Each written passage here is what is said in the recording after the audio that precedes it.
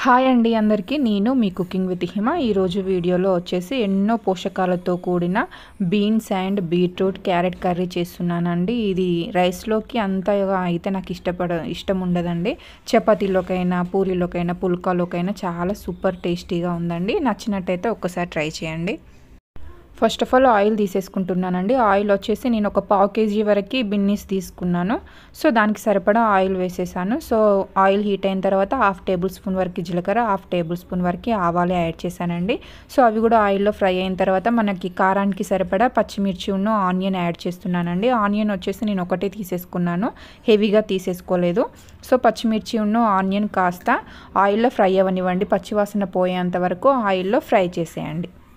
Onion పచ్చిమిర్చి వేగిన తర్వాత అందులోనే క్యారెట్ పీసెస్ యాడ్ చేస్తున్నానండి. క్యారెట్ వచ్చేసి నార్మల్ సైజ్వి 2 తీసేసుకున్నానండి, హెవీగా తీసేసుకోలేదు. 2 తీసేసుకొని క్యారెట్ కూడా పచ్చివాసన పోయేంత వరకు వీడియోలో చూపిస్తున్న విధంగా పచ్చివాసన పోయేంత వరకు ఆయిల్లో ఫ్రై చేసుకుంటే సరిపోతుందండి. మరీ హెవీగా ఫ్రై చేయకండి, మామూలుగా కొంచెం మెత్తగా మనకి తెలుస్తుంది కదండి, కాస్త మెత్తగా అయ్యేదాకా ఫ్రై చేస్తే సరిపోతుంది. ఇప్పుడు అందులోనే మనం చిన్న చిన్న పీసెస్గా కడిగి వాష్ చేసేసి పెట్టేసుకున్న బీన్స్ చూపిస్తున్నానండి. ఆ బీన్స్ని ఇందులో కూడా యాడ్ చేసేయండి. చిన్న చిన్న పీసెస్గా కట్ చేసేసుకోండి. కట్ చేసిన తర్వాత వాష్ చేసేసి ఇందులో యాడ్ చేస్తే సరిపోతుందండి. గ్యాస్ని మీడియం ఫ్లేమ్లో ఉంచేసేయండి, సిమ్లో ఉంచకండి. ఎందుకంటే మనం యాడ్ చేసిన వాటర్ తోటి యాడ్ చేస్తాం కాబట్టి ఆ వాటర్ అనేది తొందరగా పీల్చుకోనికి మీడియంలోనే గ్యాస్ని పెట్టేసేయండి. ఎందుకంటే ఎక్కువ టైం తీసుకుంటుంది అది బీన్స్ ఆయిల్లో ఫ్రై అవ్వడానికి.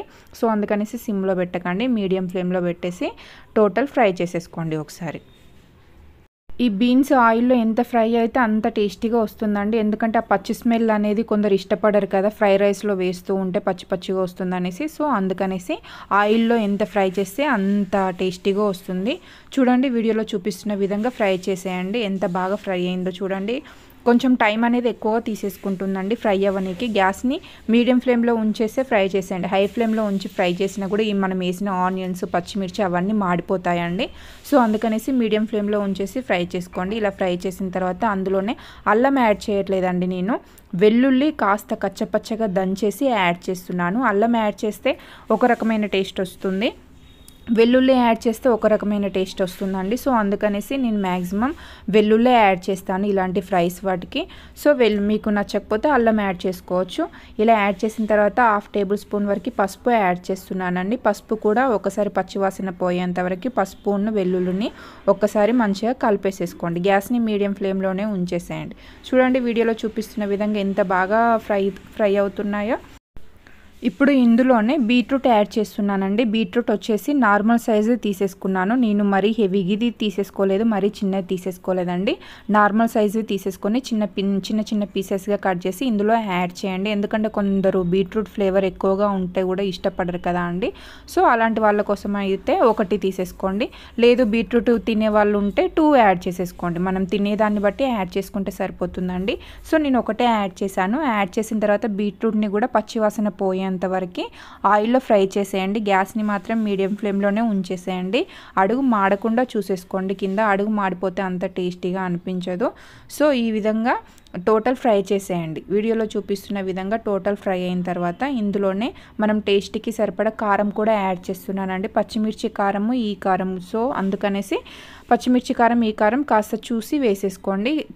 కారంని అతిగా ఆయిల్లో ఫ్రై చేయకండి, ఎందుకంటే మాడిపోతుంది. ఎందుకంటే మనం టోటల్ ఫ్రైయే చేస్తున్నాం కాబట్టి కారం మాడిపోకుండా ఇప్పుడు గ్యాస్ని మీడియం ఫ్లేమ్లో ఉంచేసి ఫ్రై చేసేసుకోండి. తర్వాత ఇప్పుడు ఇందులోనే పెసరపప్పు చూపిస్తున్నానండి. నేను వచ్చేసి పెసరపప్పు, ఉడికించిన పెసరపప్పు యాడ్ చేస్తున్నాను నేను. ఎందుకంటే మనం చపాతీలో తిన్న పుల్కాలో తిన్న ఆ ఫ్లేవర్ కొంచెం కనపడడానికి.